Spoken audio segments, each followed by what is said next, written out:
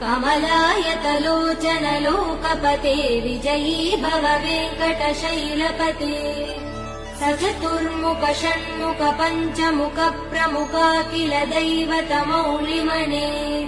शरणागत वत्सल सारनिधे परिपालय मां वृषशैलपते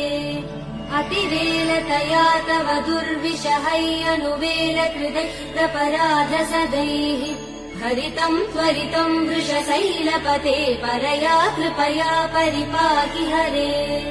अधिवेङ्कटशैलमुदारमते जनताभिमताधिकदानरतात् परदेव दया गदितान् निगमै कमलादयितान् परं कलये